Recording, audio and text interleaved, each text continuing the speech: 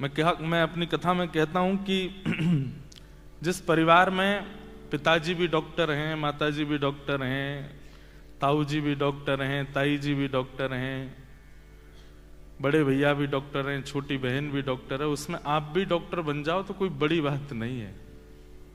आप अगर डॉक्टर बन जाते हैं तो कोई ऐसा सेलिब्रेशन नहीं होता, क्योंकि पूछते नहीं, सब डॉक्टर ही हैं। लेकिन जहां पिता भी डॉक्टर नहीं, मां भी नहीं, बच्चे भी नहीं, कोई दूर दूर तक नहीं, उस परिवार में कोई डॉक्टर बनता है तो महाराज उसकी चर्चा पूरे खानदान में होती है। वो देखा उनका बेटा शर्मा जी का डॉक्टर बन गया। तो आप कौन हो? आप वही शर्मा जी के बेटे हो। ऑस्ट्रेलिया वाले, अमेरिका वाले, कनाडा वाले, लंदन वाले, जहां जहां हमारे भारतीय भाई बहन विराजमान हैं, ये सब वही शर्मा जी के बच्चे हैं, जिनके पास ना तो व्यवस्था है, जिनके पास ना वातावरण है, जिनके पास केवल और केवल संसार में घिरने का और गिरने का ही साधन है।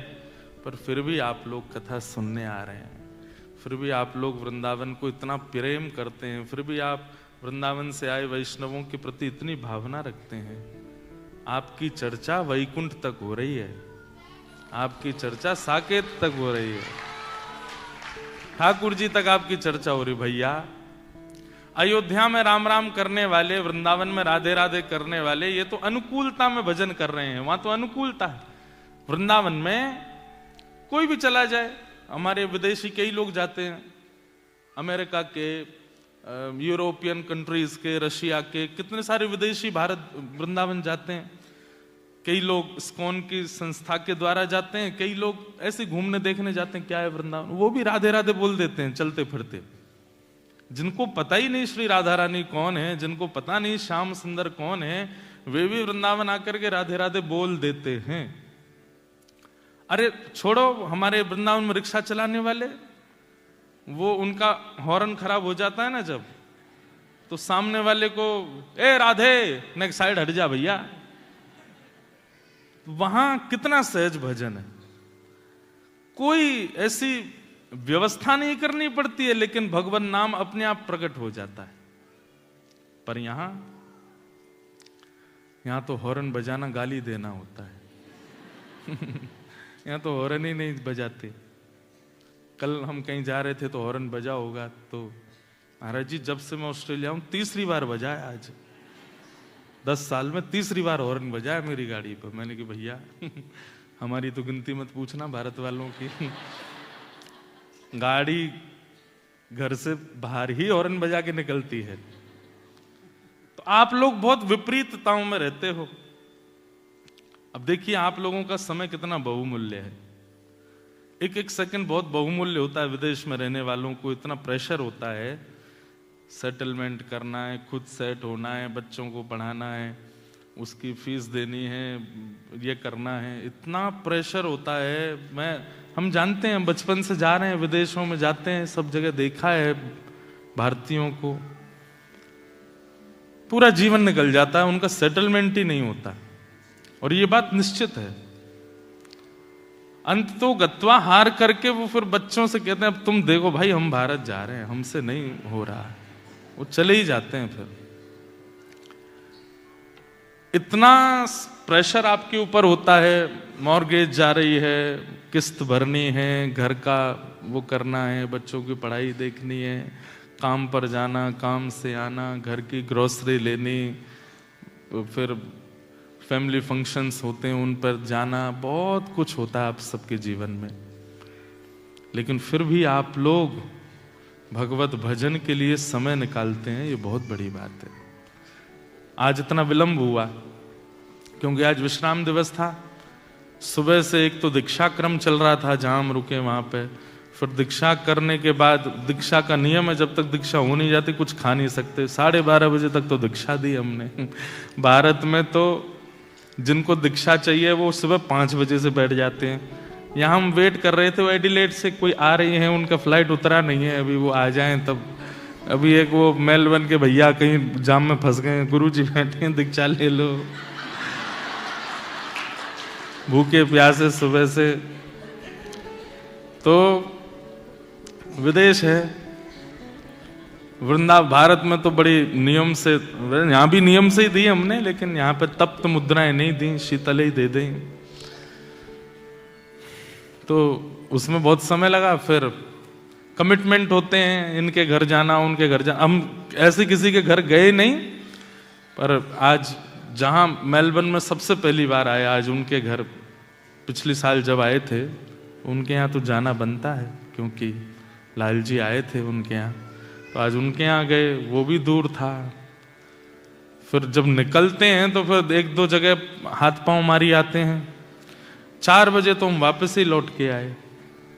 हमने कहा हो गया काम।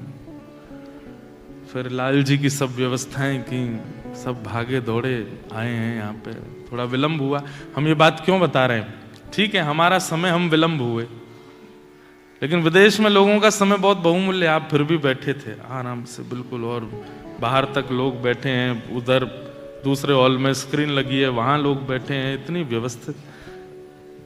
आप लोगों ने हमारा चित्त जो है वो प्रसन्न कर दिया है कि भाई निश्चित ही आज हमारे गिरधर लाल जी आए, हम तो कह जाएंगे कि हे लाल जी, इनको तो ये जितने बैठे हैं सभागृह में, सब पर कृपा कर दी हो, इन सबको अनुग्रह कराना। जीवन की भाग दौड़ तो आपकी बंद होगी नहीं, जीवन के परिश्रम श्रम वो तो चलते रहेंगे, वो तो होता ही रहेगा। पर जो भी हो, पर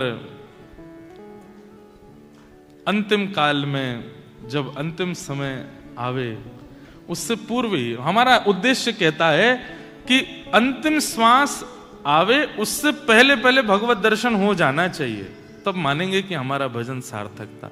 हम ये नहीं कह रहे कल ही मिलो, परसों ही मिलो। आपको पता है नाथ कि हमारी अंतिम श्वास कब है, बस उस तिथि, उस तारीख, उस समय से पहले हमको मिल जाइएगा।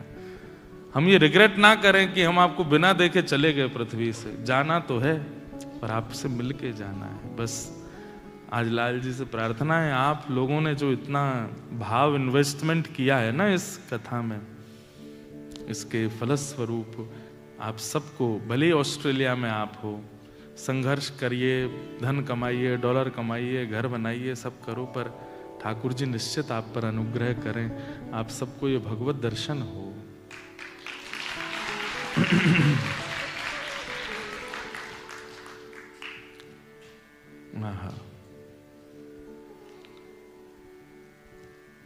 एक भाव है ना, उसमें एक बहुत अच्छी पंक्ति है, तुम हमारे थे प्रभु जी, तुम हमारे हो, तुम हमारे ही रहोगे, ओ मेरे प्रियतम। हम तुम्हारे थे प्रभु जी, हम तुम्हारे हैं, हम तुम्हारे ही रहेंगे, ओ मेरे प्रियतम। इसमें एक अंतिम पंक्ति में एक बहुत अच्छी बात है, दास की बिनती सुन लीजो, ओ ब्रजराज दुलारे। दास की बिनती सुन लीजो, ओ ब्रजराज दुलारे। क्या विनती है? आखिरी आश यही जीवन की, पूर्ण करना प्यारे। आखिरी आस यही जीवन की, पूर्ण करना प्यारे। क्या है आखिरी आस? एक बार हृदय से लगा लो, हमारे प्राण निकले उससे पहले नाथ, बस एक बार आप हमको स्वीकार कर लीजिए। एक कॉन्सेप्ट हमारे दिमाग में होता है कि मृत्यु के बाद मुक्ति होती है, तब भगवत दर्शन होता है। नहीं, उसके बाद की किसने देखा है? आपने सूरदास जी का चरित्र स्वर्ग से सुना है क्या? सूरदास जी को स्वर्ग में मिले ठाकुर जी, मीराबाई को वैकुंठ में मिले ठाकुर जी, नरसिंह मेहता को साकेत में मिले ठाकुर? नहीं, पृथ्वी पर मिले, जीवित अवस्था में मिले। फिर हम मृत्यु की प्रतीक्षा क्यों कर रहे हैं? आखिरी आश यही जीवन की, पूर्ण करना प्यारे। आखिरी आस यही जीवन की, पूर्ण करना प्यारे। कैसे? एक बार हृदय से लगा लो, ओ मेरे प्रियतम। हाँ, एक बार हृदय से लगा लो, ओ मेरे प्रियतम। हम तुम्हारे थे प्रभु जी, हम तुम्हारे हैं, हम तुम्हारे रहेंगे, ओ मेरे प्रियतम। हम तुम्हारे थे प्रभु जी, हम तुम्हारे हैं, हम तुम्हारे ही रहेंगे, ओ मेरे प्रियतम। बस यही आशा है। और हम बताएं, इससे अधिक ठाकुर जी से कभी याचना करनी भी नहीं चाहिए।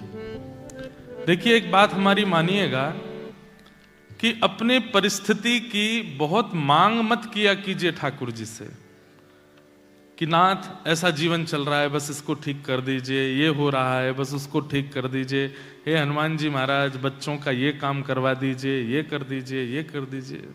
नहीं, ये हमारी आस्था, हमारा विश्वास यहीं तक सीमित क्यों रहता है? आप जो भी जीवन में हो रहा है बस विश्वास चित्त में रखिए। देर लग सकती है पर मिल जाएगा, हो जाएगा कार्य, उसके लिए बोलिए मत। कई बार प्रेम का एक स्वरूप होता है कि प्रेमी को अपने दूसरे प्रेमी को क्या चाहिए बताना नहीं पड़ता, उसको पता होता है।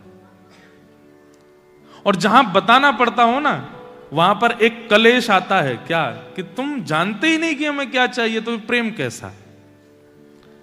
प्रेम में बताना थोड़ी पड़ता है कि मुझे क्या चाहिए, प्रेमी समझ जाता है कि मेरे प्रेमी को यह प्रिय है। और वही प्रेम सक्सेसफुल होता है जहां पर दूसरे प्रेमी को पता है कि मेरे प्रेमी की इच्छा क्या है। समझ में आ रही है बात? हम ठाकुर जी के प्रेमी हैं, क्या ठाकुर जी नहीं जानते हमारी इच्छा क्या है, हमारी जरूरतें क्या है, हमारी भलाई किस में है, हमारी योग्यता किस में है? सब जानते हैं। पर जब हम कह करके बताते हैं ना, तो एक ऐसा प्रसंग होता है कि प्रेमी ने तो बहुत अच्छा विचार किया था कि ऐसा ऐसा कुछ देंगे, लेकिन आप उस अच्छे का विचार ना करके कुछ और ही विचार कर रहे हो, तो प्रेमी को इससे कष्ट होता है कि मैंने तो बहुत भला विचार किया था, लेकिन ये तो कुछ और ही सोचे बैठा है।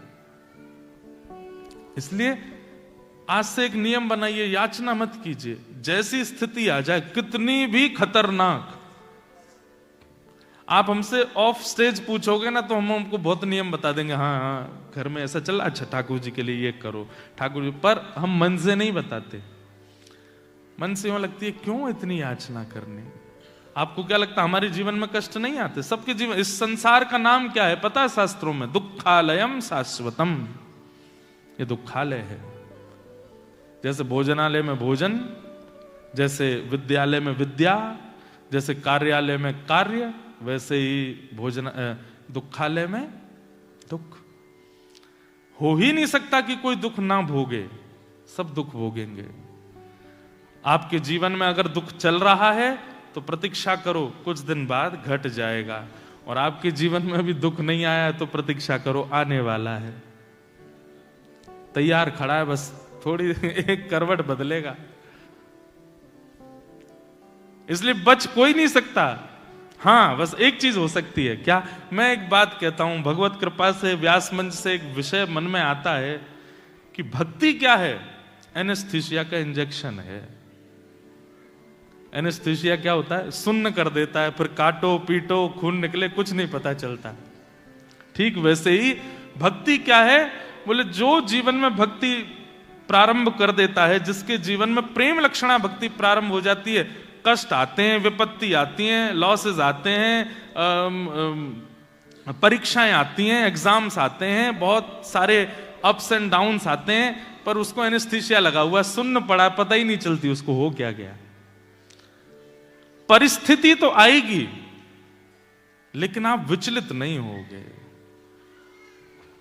हमारी आपसे प्रार्थना है, अगर परिस्थिति आ रही है तो इसको ये समझ करके भोग लीजिए कि ठाकुर जी मेरे किए गए जितने कर्म हैं उन सबका बस हिसाब बराबर कर रहे हैं। और अगर परिस्थिति खराब नहीं आ रही है तो ठाकुर ये सोचना अभी लंबे जन्म लेने पड़ेंगे हमको, इस जन्म में नहीं तो अगले जन्म में भुगवाएंगे, फिर उसके बाद भुगवाएंगे। एक बार में ठाकुर जी भुगवा रहे हैं तो समझ जाओ कि बस निवृत्ति है, लास्ट है हमारा।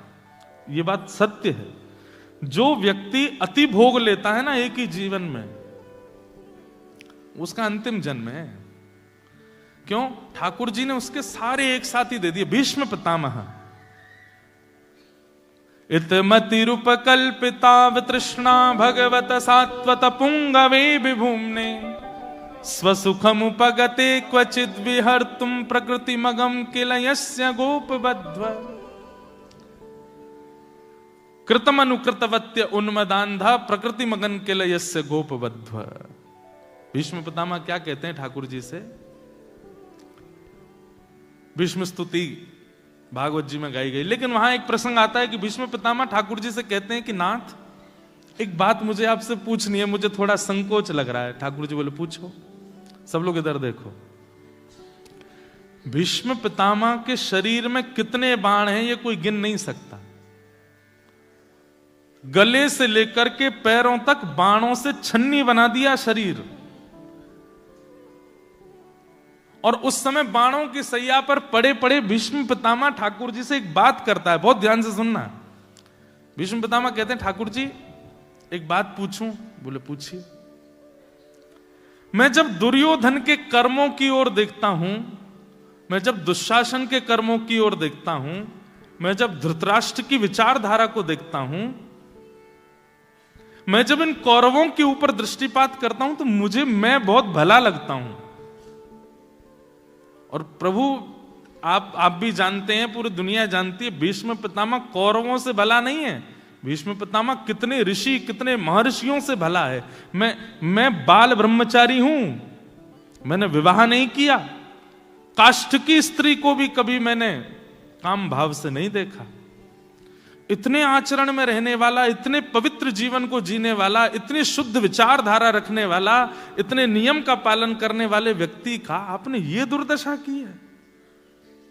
और भरी सभा में दुशासन द्रौपदी के चीरहरण कर रहा था, उसको एक बाण में मरवा दिया। दुर्योधन को एक गदा में मरवा दिया। और भीष्म पितामह जो इतने नियम कानूनों का पालन करता था, उसको आपने छन्नी बना दिया। प्रभु ये कैसा कर्मफल दिया आपने मुझको? मैं इतना बड़ा पापी तो नहीं था कि मेरे को ऐसी दुर्गति प्राप्त हो। कई बार ऐसा होता है ना कि किसी व्यक्ति की अकाल मृत्यु होती है और बहुत कई बार दुर्घटनाग्रस्त हो जाते हैं लोग, तो हम लोग सोचते हैं हाय राम, ऐसी मृत्यु किसी को नहीं मिले। हाँ? भीष्म पितामह के लिए उस समय वही चर्चा चल रही थी सब जगह, ऐसी मृत्यु भगवान किसी को नहीं दे। तब भीष्म पितामह ठाकुर जी से बोले मैंने क्या किया ऐसा जो आपने मुझे इतनी पीड़ा दी, इतना कष्ट दिया? तब इसके ठाकुर जी ने अनेक उत्तर दिए। उनमें से एक उत्तर ठाकुर जी क्या कहते हैं कि भीष्म पितामह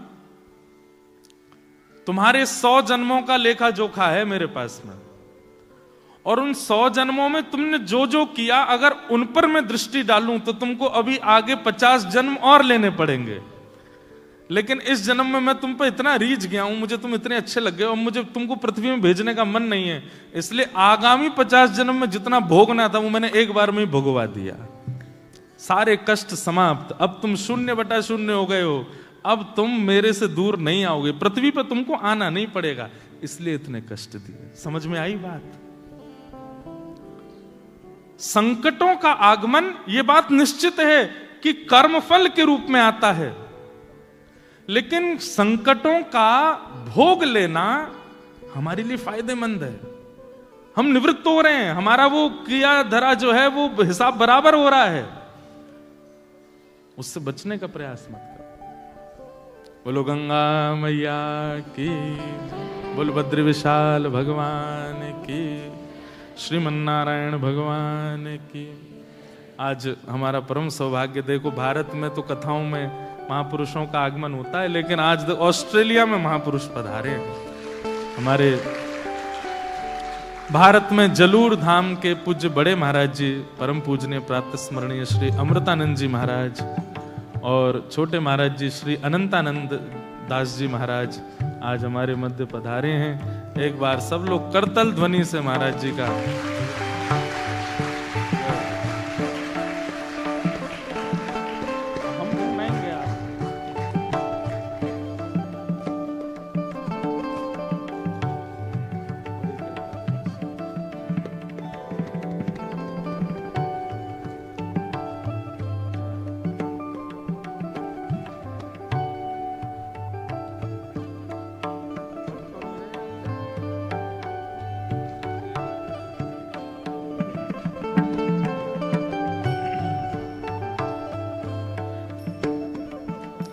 अभी यहाँ ऑस्ट्रेलिया से पहले हमारी जो भारत में कथा थी वो हरिद्वार में थी, और हरिद्वार में जो कथा हुई थी वो पूज्य महाराज जी के द्वारा ही कराई गई थी। तो बस वहां से महाराज जी को महाराज जी आए तो अपने व्यवस्था से, अपने क्रम से हैं, पर मुझे ऐसा लगा कि मेरी इतनी याद आ गई कि महाराज जी आ गए। हमारे परम मित्र पूज्य श्री राम जी महाराज, श्री अनंतानंद जी महाराज, छोटे महाराज जी, और बड़े महाराज जी पूज्य श्री अमृतानंद जी महाराज, आप दोनों के युगल चरणों में बारंबार प्रणाम करते हैं। और सब मेलबर्न वासियों की ओर से महाराज जी को जय श्री कृष्ण, जय सिया राम, जय श्रीमन नारायण, जय जय श्री राधे। धन्यवाद हमारी नाक बचाने के लिए। आप सब लोगों के इस उत्साह से महाराज जी को पता तो चली, चलो श्रोता बढ़िया है महाराज जी के। तो हम क्या निवेदन कर रहे थे, बहुत सूत्रात्मक बात है।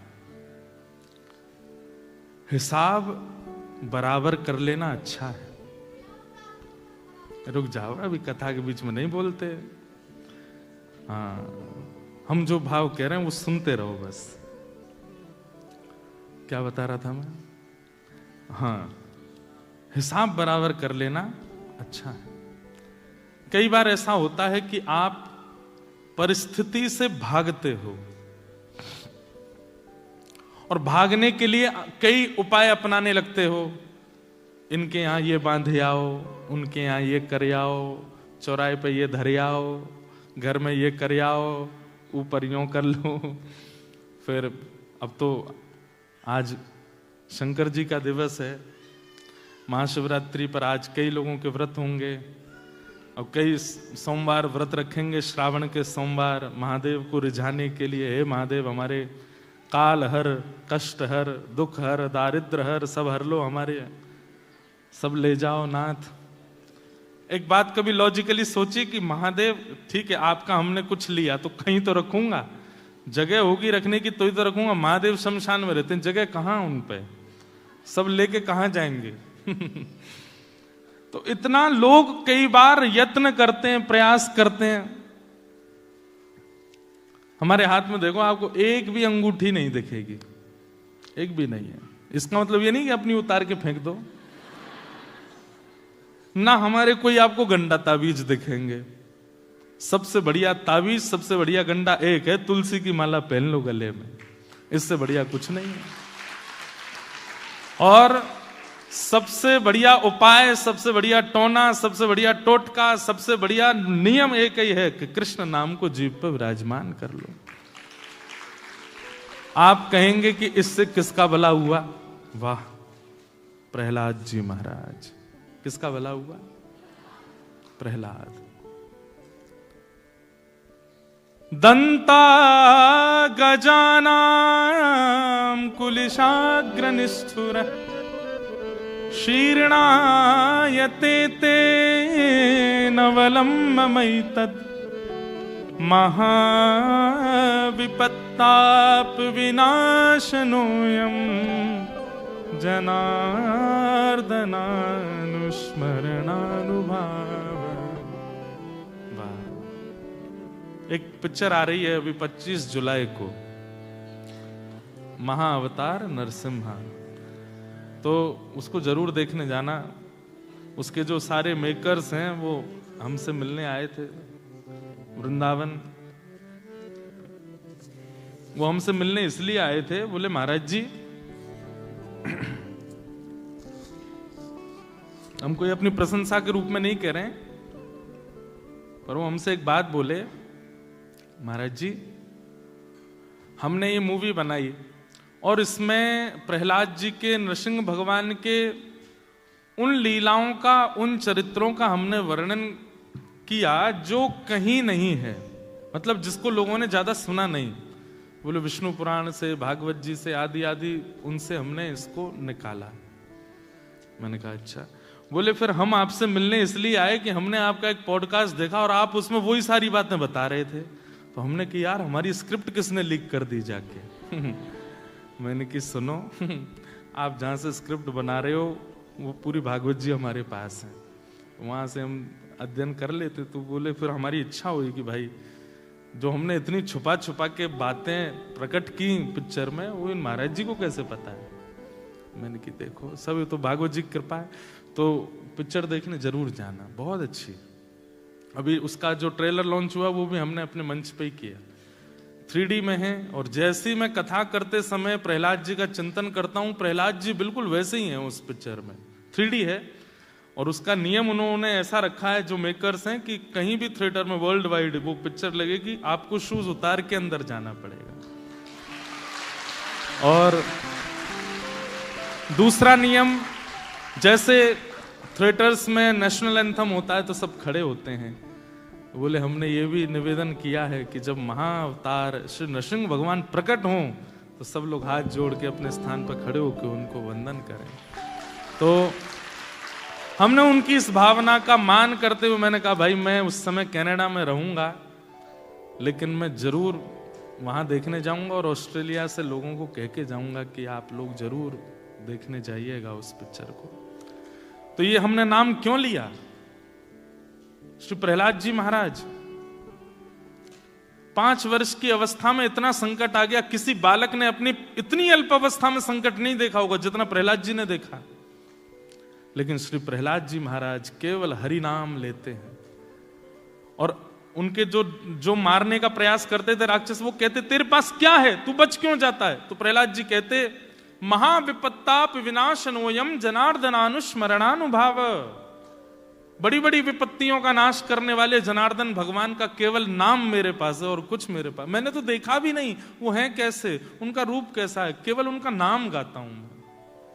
भैया यही टोना, यही टोटका, यही नियम, यही सब चीजों को किनारे धर दो, विश्वास के साथ हमारी इस कथा की हमको दक्षिणा दे दो, सब चीज किनारे धर दो। आज ही केवल नाम भगवान को अपनी जीभ पर विराजमान कर लो और विश्वास के साथ बस नाम रटते चलो, काम करते चलो, नाम रटते चलो, हर समय कृष्ण का ध्यान धरते चलो, मुरली वाले को मन से रिझाते चलो, कृष्ण गोविंद गोपाल गाते चलो। सुख में फूलो मती, दुख में भूलो मती, प्राण जाए मगर नाम भूलो मती, काम की वासना को मिटाते चलो, कृष्ण गोविंद गोपाल गाते। चलते फिरते उठते बैठते खाते पीते, मेलबर्न में, सिडनी में, कैनबरा में, तस्मानिया में, न्यूजीलैंड में, कहीं चले जाओ,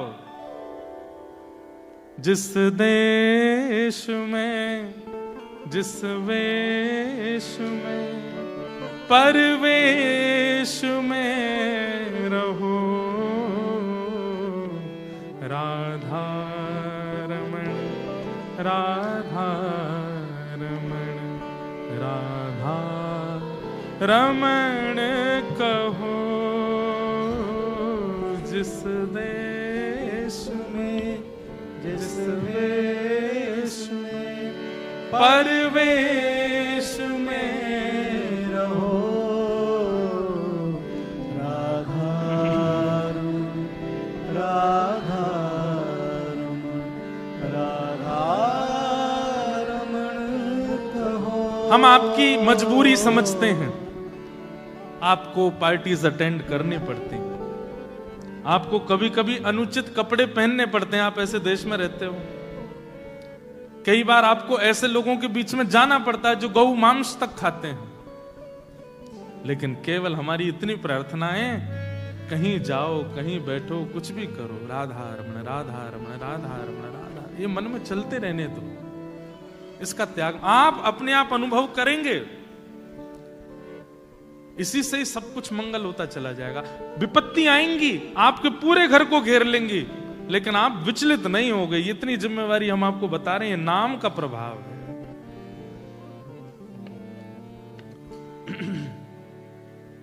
मीराबाई को विष तक पिला दिया गया।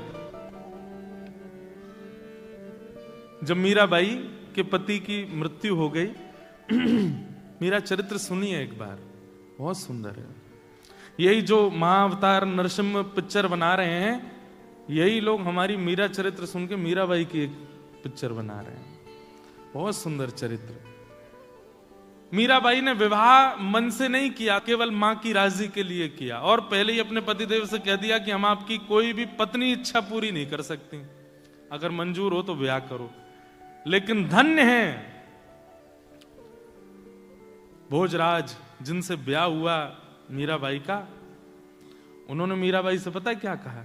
बोले मैं आपसे ब्याह इसलिए नहीं कर रहा कि मेरे घर पत्नी आवे, तो बोले मैं इसलिए आपसे ब्याह कर रहा हूं कि हमारा मेवाड़ जो है ना, वो प्रसिद्ध है राजाओं के लिए, वो प्रसिद्ध है योद्धाओं के लिए, उसकी प्रसिद्धि हो जाए एक भक्त के लिए, इसलिए मैं आपसे ब्याह कर रहा हूं कि आप मेरे साथ चलें और मेवाड़ की भूमि को एक भक्त की उपस्थिति की प्रसिद्धि करावें। मेवाड़ केवल योद्धाओं का आना जाना होता है, मेवाड़ केवल बड़े बड़े वीरों का आना जाना होता है, मेवाड़ में भक्तों का आगमन प्रारंभ हो जाए, इसलिए मैं एक भक्त के चरण पड़वाना चाहता हूं। इसलिए मीराबाई ने ब्याह किया था। ये तो मीराबाई तो सर्वस्व ठाकुर जी को दे चुकी हैं। लेकिन कुछ दिन बाद ही जब पतिदेव की मृत्यु हो गई, तो उनकी ननद और देवर बहुत प्रताड़ना करते थे, बहुत कष्ट देते थे मीराबाई को, लेकिन मीराबाई सहती थी, बस रहती थी, क्योंकि संसार का नियम है कि विवाह के बाद रहना पड़ता है गृहिणी को अपने ससुराल में, इसलिए रह रही थी, प्रतीक्षा कर रही थी कि कोई कह देगा, कोई आज्ञा करेगा तो ही जाऊंगी, अपनी इच्छा से नहीं जाऊंगी।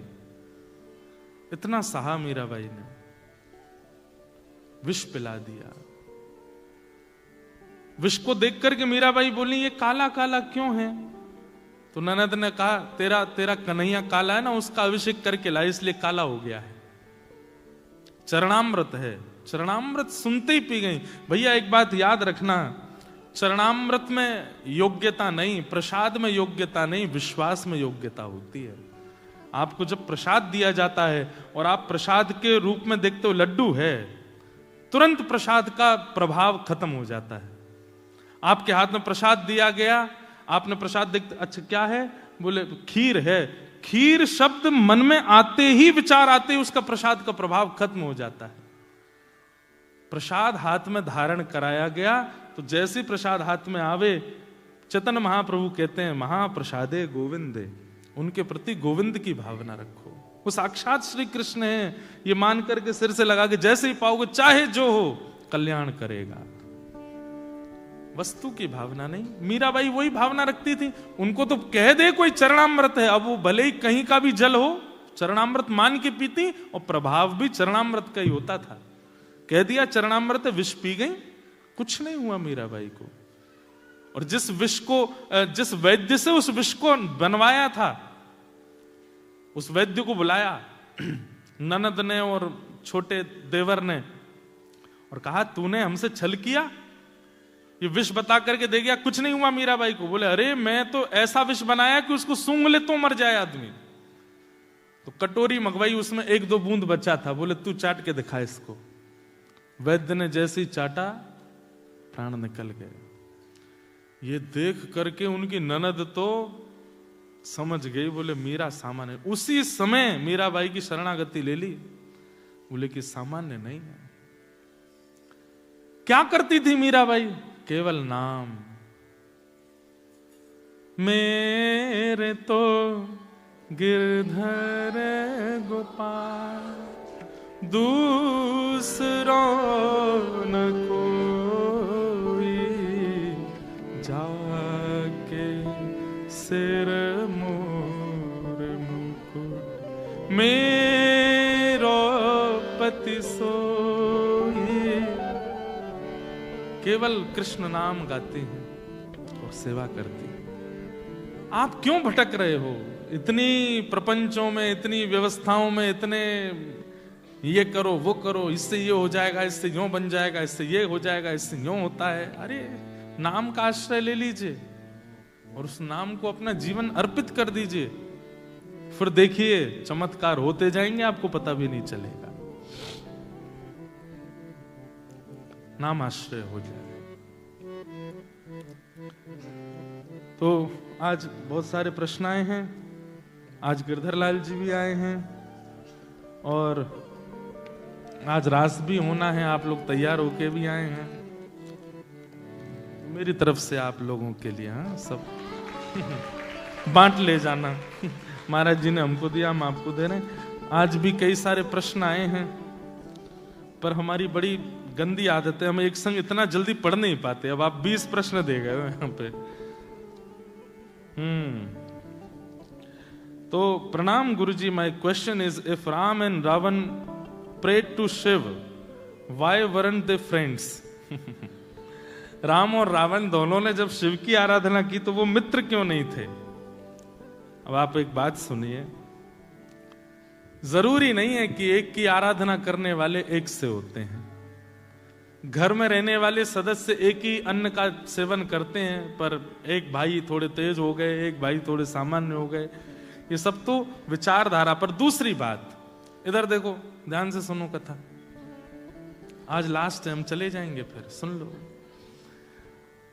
क्या बता रहा था। हाँ, दूसरी बात, एक की आराधना करना ये बड़ी बात नहीं है, किस भावना से कर रहे हो ये बड़ी बात है। आपकी इच्छा क्या है? रावण शिव की आराधना करता है और उसके प्रति इच्छा क्या है? मैं अजर हो जाऊं, मैं अमर हो जाऊं, मैं शक्तिशाली हो जाऊं, मैं बलवान हो जाऊं, मैं ऐसा हो जाऊं, पूरा विश्व थर-थर कांपे, आदि आदि आदि। और राम जी किस लिए आराधना करते हैं?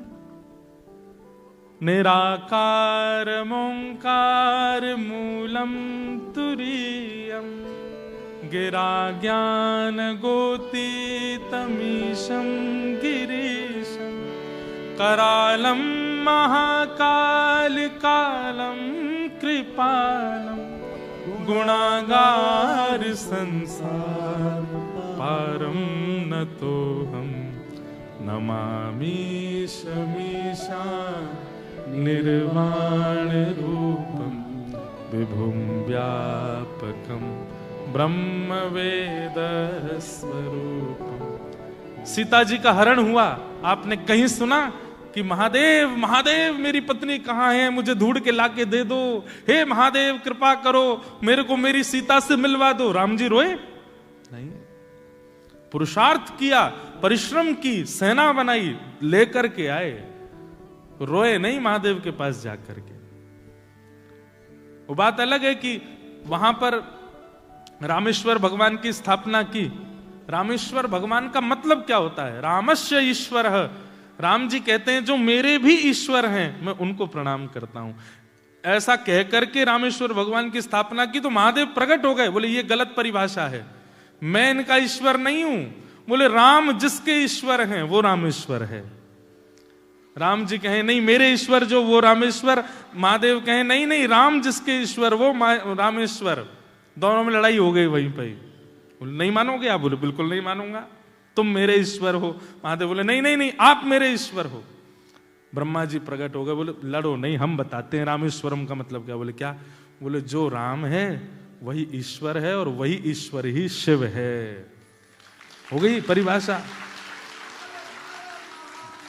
समझ में आई बात?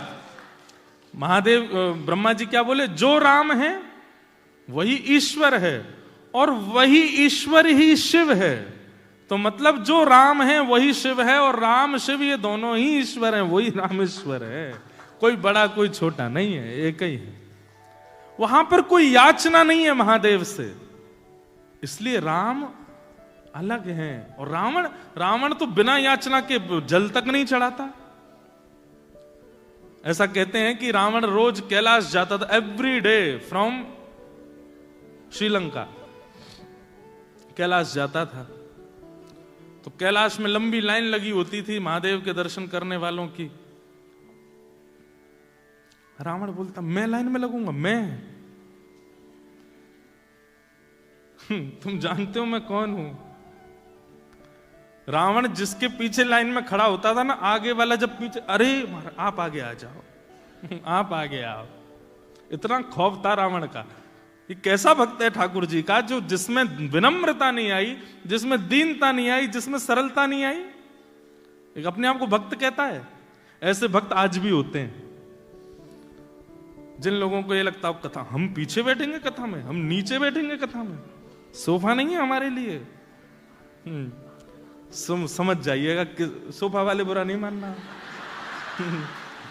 कहीं सोफा वाले यूं सोचने लगे हो भाई हमारे लिए बोले, नहीं नहीं आपके लिए नहीं बोला मैंने, आप लोग तो अच्छे हो, सब अच्छे हैं, कोई ऐसी बात नहीं। पर कई लोग होते हैं ऐसे, हम यहां बैठेंगे, ये स्थान है हमारे लिए। ये रावण करता था।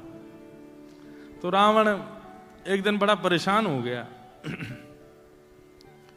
बोले मैं रोज आता हूं कैलाश और इतनी लंबी कतार लगी होती है और ये सब खड़े रहते हैं आगे, और फिर उसके बाद भी रावण को सबसे ज्यादा बुरा क्या लगता था? इतना लंबा लाइन में खड़े होके गया और फिर महादेव को जब प्रणाम कर, महादेव ऐसे ही बैठे रहते। तो रावण एक आध बार पैर छूता, ऐसे करता, तो थोड़ा नेक हिलाता, नेक तो खोल के देखो कौन आया है सामने। रावण आगे कभी स्वर्ण चढ़ा रहा है, कभी रत्न चढ़ा रहा है। महादेव तो वो तो चिदानंद रूप है शिवो, हम उनको स्वर्ण से प्रसन्न करोगे, उनको रत्न से प्रसन्न करोगे, तो अपने अपने में स्थित रहते हैं। महादेव अपनी स्थिति में बैठे रहते। रावण को लगता है ये देख क्यों नहीं रहे मैंने क्या चढ़ाया। तो रावण ब्रह्मा जी से पूछता कि इनको प्रिय क्या है। बोले शंकर जी को स्तुतियां बहुत प्रिय लगती हैं, कोई संस्कृत में स्तुति गावे, कोई अच्छे अच्छे भाव। तो फिर रावण ने शिव तांडव स्तोत्र लिखा। अच्छा, रावण की विशेषता यह थी कि वो अपने शब्दों को इतना भयानक प्रयोग करता था कि उन शब्दों से ऐसा लगे कि मानो डमरू बज रहा है। मतलब आप शिव तांडव स्तोत्र सुन के सो नहीं सकते। आपको सोना है तो आपको नमामि मीशान ही सुनना, रुद्राष्टकम ही सुनना पड़ेगा। अब नमामि मीशान कितनी मीठी मीठी है, तो शिव तांडव स्तोत्र ऐसी ऐसी स्तुतियां बनाता था रावण की, उसको सुनकर के महादेव के नेत्र खुल जाते थे। यस्यास्ते ड्राट ड्राट डुट डुट मम लम टम टम टम टम टम डम शम डुडम शम डुहि डुहि चकितम भूपके भूपनालम तैलम तैलम तो तैलम कुकु कुकु कुकु ख्वांग कुखांग ख्वांग कुख्वांग ख्वांग ध्यायन्ते यस्य गान्ते वसति से सकलम पातुनो चंदचूड़। महादेव आंख खुल के, कहां है भैया? इधर हूं। क्यों? हिमालय की चोटियां हिलने लगती थीं, क्योंकि एक तो होता है एक मुख से और मीठे स्वर से बोलना, वो 10 सिर से चिंगाड़ करके बोलता था, पूरी ताकत लगा देता था, तो हिमालय हिलने लगता था, बर्फ गिरने लगती थी, महादेव भी झूमने लगते थे। महादेव के कौन भाई, रुक जा आ जा, जल चढ़ा ले, आ जा। तो काय को इतना परेशान होता। अब ये है रावण, भले ही उसने शिव आराधना की, लेकिन विनम्रता से नहीं, दैन्यता से नहीं, सरलता से नहीं। तो इसका मतलब एक देव का पूजन यदि 2 लोग करते हैं, एक देव के पूजन से कोई फल नहीं है, उन 2 अर्चकों की भावना कैसी है, धारणा कैसी है, भाव कैसा है, उससे देव वैसा फल प्रदान करते हैं।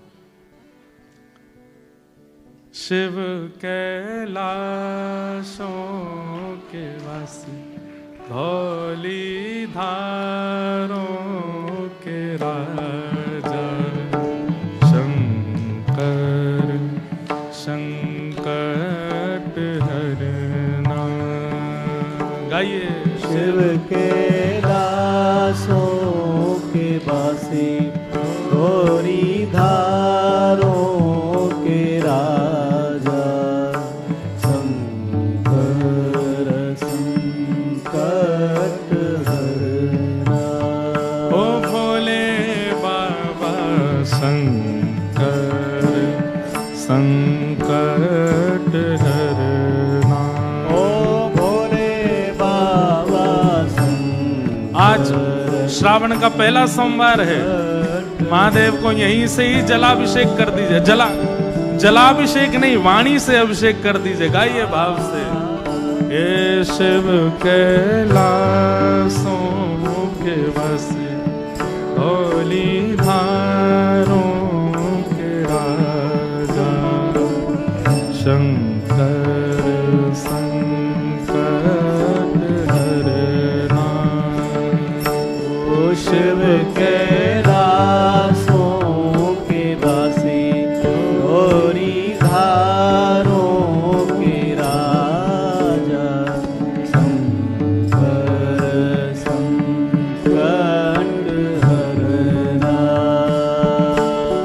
ओ तेरे कैलाशों का अंत न पाया, तेरे कैलाशों का अंत न पाया, तेरे कैलाशों का अंत न पाया, तेरे कैलाशों का अंत न पाया, अंत बेअंत तेरी माया। ओ भोले बाबा अंत बेअंत तेरी माया। ओ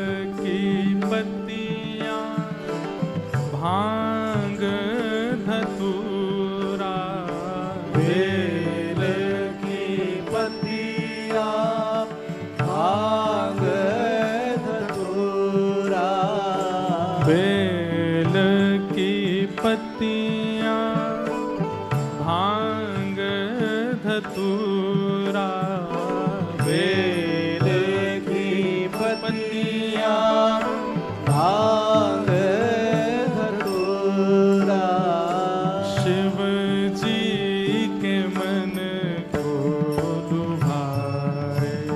ओ भोले बाबा शिव जी के मन को भाए।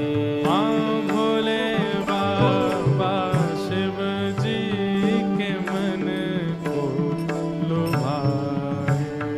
ओ भोले बाबा शिव जी के मन को भाए। भाव भाव से शिव कैलाशों के रस डोली धारों के राजा शंकर संकट हरना। ओ भोले शिव के दासों के बासी गोरी धारों के राजा शंकर संकट हरना। ओ शंकर संकट हरना। शंकर संकट हरना। शंकर संकट हरना। बोलो देवादिदेव महादेव शंकर भगवान की जय। तो अच्छा हुआ ये प्रश्न आ गया, तो इसी बहाने महादेव पहले ही आ गए कथा में।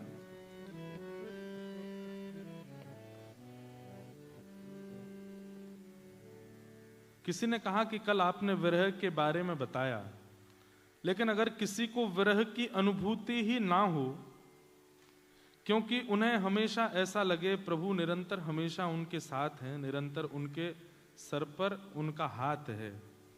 अब आगे मैं बाद में पढ़ूंगा, पहले यहीं पे ही एक बात बता दूं।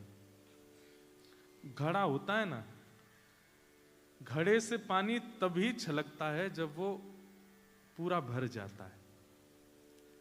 आधे में भी पानी तो होता है लेकिन छलकता नहीं है। और कई बार ऐसा होता है कि जो टोंटी होती है, टोंटी समझते हो? समझते हो ना? समझते हो? जो जिससे घड़े में, अब यहाँ घड़ा ही नहीं होता होगा, क्या समझोगे हैं? यहाँ घड़ा होता है, होता है। वाह भैया। तो घड़े में अगर टोंटी थोड़ी ऊपर लगी हो और पानी उससे नीचे लेवल पे हो, तो आप कितना भी खोल लो नहीं निकलेगा, उसको पूरा भरना पड़ेगा, तभी मध्यस्थ की टोंटी जो होगी वहां से जल बाहर आ सकता है। आपको भले ही कितना भी अनुभव होता है कि ठाकुर जी आपके साथ हैं, ठाकुर जी आपके साथ लीला कर रहे हैं, ठाकुर संयोग भी अगर हो रहा होगा तो भी नेत्र सजल तो होते होंगे। भगवत कृपा अगर परिपूर्ण रूप से होगी तो उसका प्रमाण सजल नेत्रों से ही होगा। विरह का मतलब केवल याद में तड़पना नहीं होता। कई बार कई लोगों को इस बात का भी विरह होता है कि नाथ मैं योग्य नहीं हूं, आप मुझ पर इतनी कृपा कर क्यों रहे हो? मैं कहीं भी मंदिर में जाता हूं, आप मुझे दिख जाते हो, मैं तो लायक ही नहीं हूं नाथ। जिनको नहीं मिलते वो ना मिलने के लिए रोते हैं, जिनको मिलते हैं वो इसलिए रोते हैं कि आप, मैं हूं ही नहीं लायक, मुझे क्यों सब जगह अनुभव करा देते हो आप। तो आपको यदि अनुभव हो रहा है बहुत अच्छी बात है, आपको ठाकुर जी का अनुभव होता है कि ठाकुर जी सचल हैं, मेरे साथ लीला कर रहे हैं आदि आदि, पर फिर भी अब ये लाला मेरो एक ऐसा चित्र बना के लायो है और वहां में भिंडला सखा लग रहा हूं मैं और वहां के ऊपर मोर पंख और लगा दियो, और जैसे ही मैं कोई बात करूं ये जो दिखा दे, मैं ठाकुर जी को देख के कथा करूं, अल्लाह दे दो, आ जाओ, दे दो दे दो। अब ये चित्र देख के मुझसे कथा नहीं हो रही है। अरे भैया, हाँ लाली तुम भी दे जा। बड़े प्यारे प्यारे लाला बालक, देखो छोटे छोटे बालकों में ऑस्ट्रेलिया में संस्कार आ रहे हैं। देखो ये देखो महाराज डाका डॉन बहुत बढ़िया। हाँ ये अच्छा है, देखो दोनों ही अच्छे हैं। हाँ लाला, ओ भैया लाला, ठीक है हाँ बैठ जाओ बैठ जाओ, बहुत बढ़िया। अब लाली अब बाद में लेंगे आपसे, इनको भी बैठा लो, थोड़ी देर कथा सुन लो।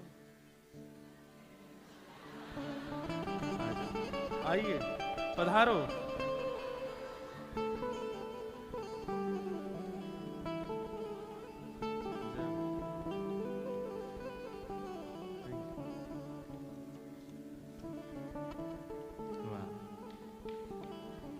छोटे छोटे बच्चों में भाव आते हैं तो अच्छा भी लगता। अच्छा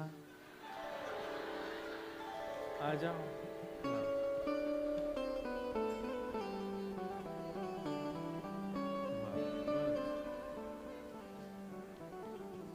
तो हम क्या कह रहे थे?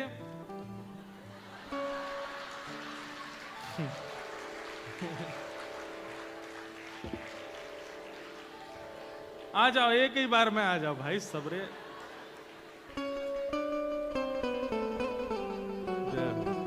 अरे भाई सब लाए हो क्या?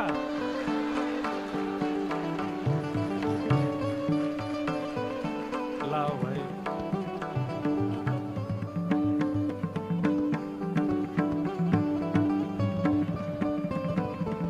वाह वाह।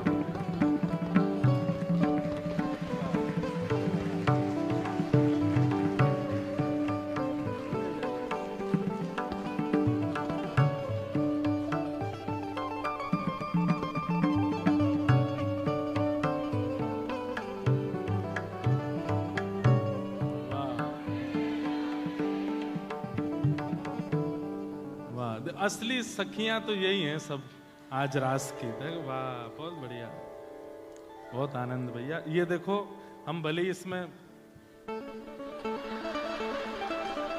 वो बेचारी अकेली नहीं आई, दादाजी को संग लेके आई।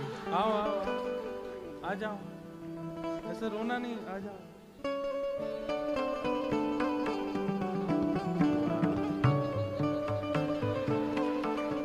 भाई एक बार ये टीवी घुमा देना जरा, जनता की ओर घुमाओ, हम दिखाएं तो सही कैसे कैसे बन के आए हैं ठाकुर जी। मीराबाई के हृदय के ठाकुर जी देखे आपने? गोपाल भट्ट गोस्वामी के हृदय के ठाकुर जी देखे हैं? राधा वल्लभ लाल जी, श्री हरिवंश महाप्रभु के, इन बच्चों के हृदय के ठाकुर जी देखो।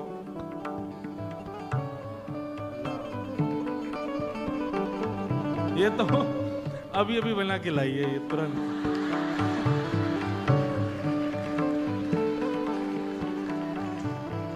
हाँ तो भाई दिखाना, हाँ कहाँ, यहाँ दिखाना है। तुम तो आगे से हट जाओ। ये देखो दिख रहे हैं?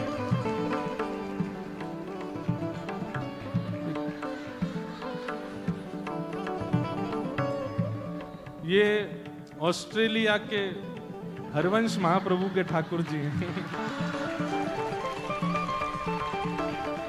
ये देखो महाप्रभु जगन्नाथ।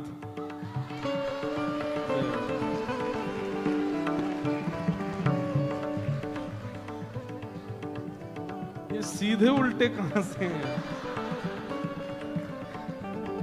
नहीं, स्वरूप तो ऐसे सीधा है पर खड़े ऐसे हैं। बहुत बढ़िया। ओहो ये देखो चितचोर प्रभु।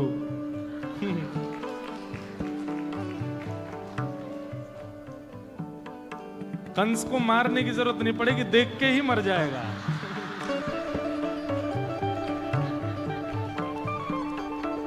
वाह ये देखो किशोरी जी, कितनी प्यारी किशोरी जी, प्यारे से ठाकुर जी।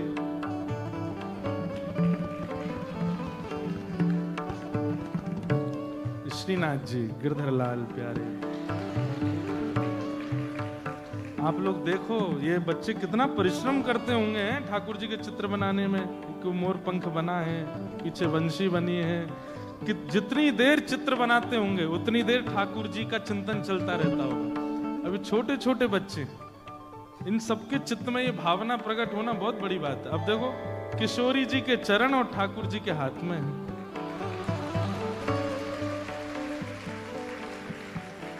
और लिखा है किशोरी तेरे चरणन की रज पाऊं। वाह, ये देखो राधा रानी आज रास में तैयार होके आई हैं।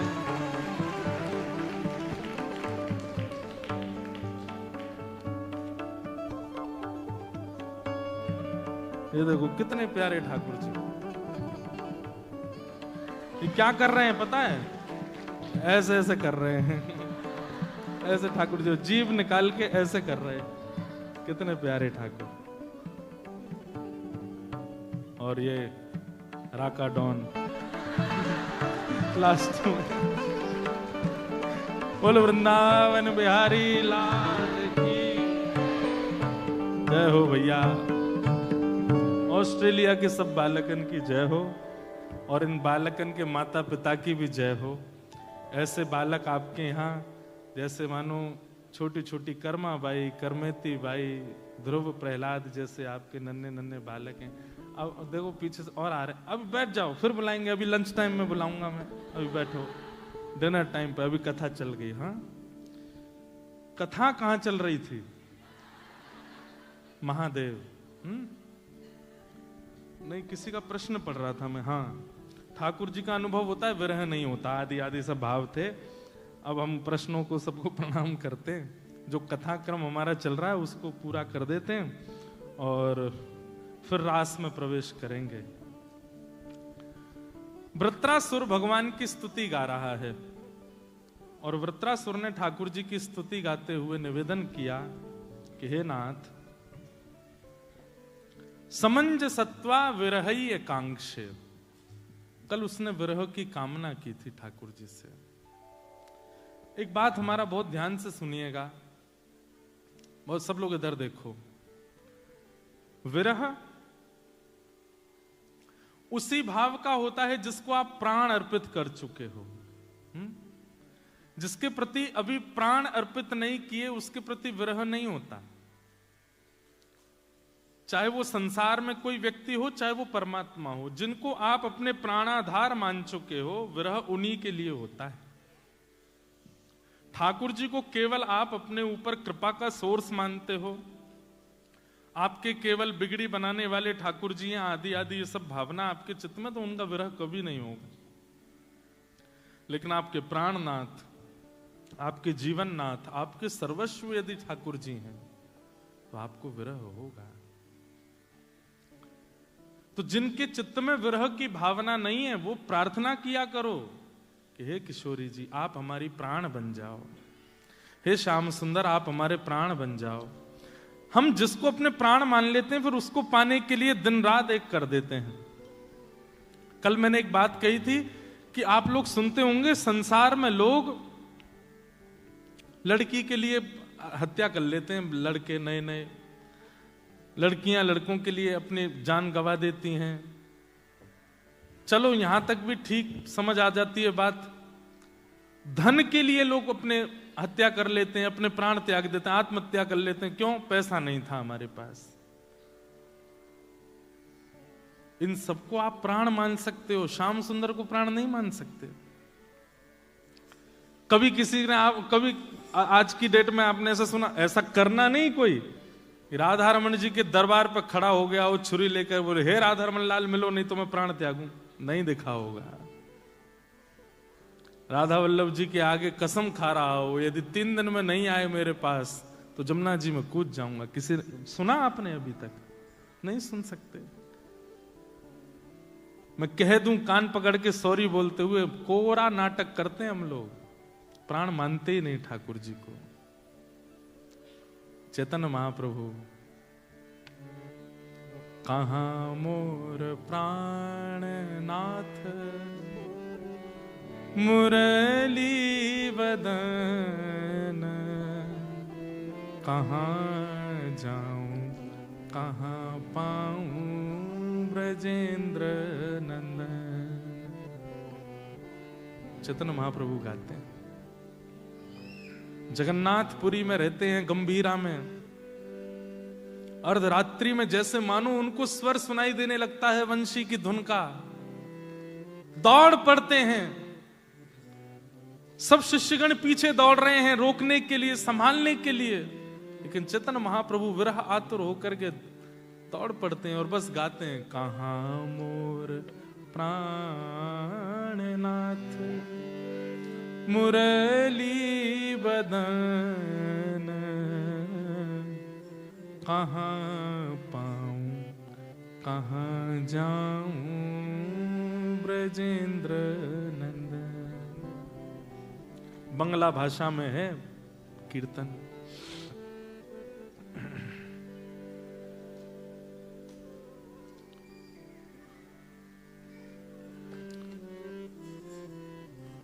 प्राण मानिए ठाकुर जी को, तब विरह आएगा चित्त में। और यदि अभी प्राण नहीं माना है, विरह नहीं आता, तो नित्य यही प्रार्थना किया करो कि हे ठाकुर जी आप हमारे प्राण बन जाओ, हे श्याम सुंदर आप हमारे प्राण बन जाओ, हे राधा रमण आप हमारे प्राण हो जाओ। आपको जय संसार की वस्तु पाने के लिए लालायित रहता हूं, मैं आपकी प्राप्ति के लिए लालायित रहूं, आपके लिए मैं बेचैन। एक भक्त की कथा सुना है, भक्तमाल में एक कथा आती है। एक जमींदार की बेटी थी, बहुत ध्यान से सुनना, और उसकी बेटी एक राजा की बेटी, दोनों आपस में मित्र थी। एक सामान्य व्यक्ति की बेटी और एक राजा की पुत्री, ये दोनों आपस में सखी थी एक दूसरे की। सब लोग इधर देखो, कथा सुनो बहुत ध्यान से। तो एक बार एक संत चातुर्मास करने के लिए गांव में आए। तो राजा की बेटी रोज अपने भवन से निकल के आती, जमींदार की बेटी के साथ खेलती थी। तो वो संत आकर के उस जमींदार के घर पर ही 4 महीने के लिए रुके।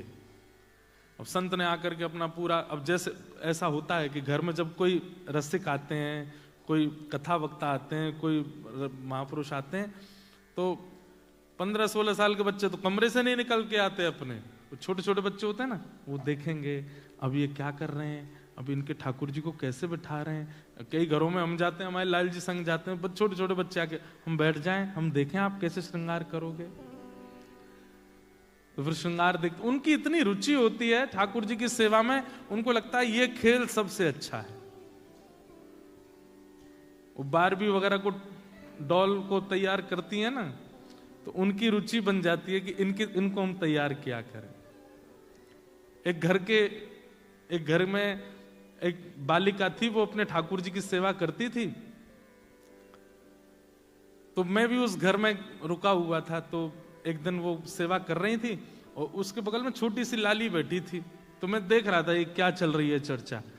तो वो जो बड़ी बालिका जो सेवा कर रही थी ठाकुर जी की, वो छोटी वाली उससे कहती है, ये बोलते क्यों नहीं है?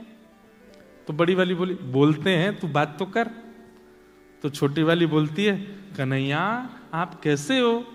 तो जो बड़ी वाली थी जो सेवा कर रही थी, वो छुप करके बोलती है, मैं अच्छा हूं। और वो छोटी सी जो है ना, वो उसको लगा कि ये ही बोले। फिर वो बोलती, ओ ये तो बोल रहे थे। बोले हाँ, ऐसी बात करते, बात किया कर। तो ऐसे विश्वास जगाया जाता है बच्चों के चित्त में। फिर जब वो अपनी अवस्था में आ जाएं, फिर उनको कथा में लाओ, उनको ज्ञान दो, भगवत गीता का ज्ञान दो, भागवतम पढ़ाओ, ऐसे ऐसे करके फिर उनकी भक्ति को और जागृत करो। पर बाल्य अवस्था, ये जो छोटे छोटे बच्चे आए ना, ये इस अवस्था में अगर भक्ति आपने सही रूप में दे दी, वो जाएगी नहीं। तो वो दोनों बालिका, एक जमींदार की बेटी और एक राजा की कन्या, खेल रहे थे। उसी समय जमींदार के घर एक महापुरुष आए चातुर्मास के लिए। तो संत अपनी बढ़िया ठाकुर जी निकाले, पूरी पिछवाई लगाई, उनका सिंहासन रखें, उस पर इत्र लगावें, अपने शालिग्राम भगवान को विराजमान करें, पंचामृत अभिषेक करें। अब ये दोनों कन्या द्वार पर खड़ी खड़ी देख रही थी। और फिर इन दोनों ने एक दूसरे को देख के बोला, ये वाला खेल हम भी खेलेंगे। ये खेल बहुत अच्छा है, तुलसी तोड़ के लाओ चढ़ा दो, पुष्प तोड़ के लाओ चढ़ा दो, इत्र से भगवान को बिल्कुल शाइन चिकने कर दो, और उनके 2 तिलक ऐसे लगा दो, माला पहना दो, आरती कर दो, फिर भोग लगाओ, जैसे हम खाते हैं वैसे इनको खिलाओ। ये खेल बहुत अच्छा, हमको भी खेलना है। और वो दोनों बोली कि पहले सीख तो लें, तो रोज जाकर के बैठ जाती उन महापुरुष के पास और पूरी सेवा देखती कैसे करते हैं ये, और एक दूसरे से फिर बात करती, ऐसे करना है, फिर ऐसे करना है। वो बोलती ऐसे नहीं, बीच में ये भी तो करना है। बोले हाँ हाँ ये भी करना है। 4 महीने उनके देखने में ही निकल गए। अब 4 महीने बाद महापुरुष का जाने का समय आया। जैसे ही जाने को तैयार हुए तो अपने ठाकुर जी समेटने लगे। सवेरे सवेरे दोनों लाली आई, आकर के जैसे देखा तो पिछवाई उतारी जा रही है, सिंहासन बंद किया जा रहा है, ठाकुर जी उठा के बक्सा में धरे जा रहे हैं। दोनों रोने लगी। बोले ये क्या हो रहा है? बोले अभी ये महाराज जी जा रहे हैं। इतना रोई, फूट फूट करके उन महाराज जी के चरणों में छोटी छोटी लाली गिर गई। वो बोले महाराज जी आप चले जाओ, पर अपने ठाकुर जी हमको दे जाओ। हमने पूरी सेवा सीख ली इनकी, हम पूरे 4 महीने हम यही तो करती थी कि आप कैसे करते हो। तो महाराज जी छोटी सी लाली है, 4-5 साल की दोनों की आयु, कैसे करेंगी सेवा? आप हमसे पूछ लो, एक एक बात हमको पता है। सुबह इतने बजे उठाना है, फिर उसके बाद ठाकुर जी को दूध का भोग लगाना है, दूध के भोग के बाद फिर उनको गर्म जल से स्नान कराना है, फिर पंचामृत से स्नान कराना है, फिर शुद्ध वस्त्र से पहुंच करके इत्र लगाना है, फिर तिलक लगाना है, फिर उसके बाद ठाकुर जी को तुलसी अर्पित करनी है, फिर पुष्प चढ़ाना है, फिर भोग बना करके पधराना है। सब आता है हमको, आप अपने ठाकुर जी हमको दे जाओ। कोई अपने ठाकुर जी कैसे दे सकता है? महाराज जी तो परेशान हो गए। बोले ये क्या होगा? भक्तमाल में कथा है, तो वो महाराज जी बोले बड़ी विडंबना। तो वो जमींदार आ गया, बोले महाराज मेरी बेटी को ना दो चलेगा, दूसरी राजा की बेटी है, अगर इसको नहीं दिया आपने और इसने जाके कहीं शिकायत अपने पिता से कर दी तो आप भी जानते हैं कि राजा की कहां तक पहुंच है। अगला चातुर्मास देख नहीं पाओगे आप। तो बोले हम तो गलत फंस गए। और बोली सुनिए, अगर आपने राजा की कन्या को दे दिया और मेरी कन्या को नहीं मिले तो फिर इन दोनों में वैसे कलेश चलेगा, तो राजा मेरी पुत्री और मुझको नगर से बाहर कर देंगे। बोले तुम जब तक यहां रहोगे कलेश करेगी तुम्हारी बेटी की मुझे दो तो तुम भी बाहर जाओ, और हम महाराज सब बिगड़ जाएगा। ठाकुर जी तो फिर आ जाएंगे जीवन में, इनको दे जाओ हमारी बेटियों को। संत बोले ये कोई ऐसे खिलौना है ये दे जाओ? मैं कैसे 50 साल से सेवा कर रहा हूं मैं इनकी, ऐसे कैसे दे जाऊंगा? तो बोले आप ही सोच लो फिर क्या करना है। तो संत ने एक बहुत अच्छी युक्ति सोची। एक बाहर से शालिग्राम जी जैसे दिखने वाले 2 पत्थर ले आए, और पत्थर ला करके वो पत्थर रख दिए सिंहासन पर, और अपने ठाकुर जी उठा के धर दिए नीचे सामान्य सी चौकी पर। दोनों कन्याओं को बुलाया, बोले इधर आओ। कन्या आई, बोले अच्छा देखो ठाकुर जी कहाँ हैं? बोले ऊपर बैठे हैं। और बोले नीचे वाले? बोले हाँ ये भी ठाकुर जी। बोले नहीं, ऊपर वाले जो हैं वो ठाकुर जी हैं, नीचे वाले जो हैं ये सेवक हैं। अब बताओ तुमको सेवक चाहिए कि ठाकुर जी चाहिए? दोनों कन्या बोली नहीं नहीं हमको ठाकुर जी चाहिए, सेवक नहीं चाहिए। तो महात्मा बोले ठीक है, तो सेवक मैं ले जाऊं? बोले हाँ आप ले जाओ। सेवक असली ठाकुर जी थे। तो शालिग्राम भगवान को गले से लगाया और सामान्य से पत्थर दोनों कन्याओं को दे दिए। जैसे ही जाने लगे तो कन्या बोली इनका नाम क्या है ठाकुर जी का? तांगा में बैठे बैठे महाराज जी बोल गए सिलपिल्ले भगवान। कौन से भगवान? उड़ीसा में बच्चों को पिल्ले कहते हैं। क्या कहते हैं? अब मैं गलत हूं तो पता नहीं, पर मैंने सुना है। तो सिलपिल्ले भगवान।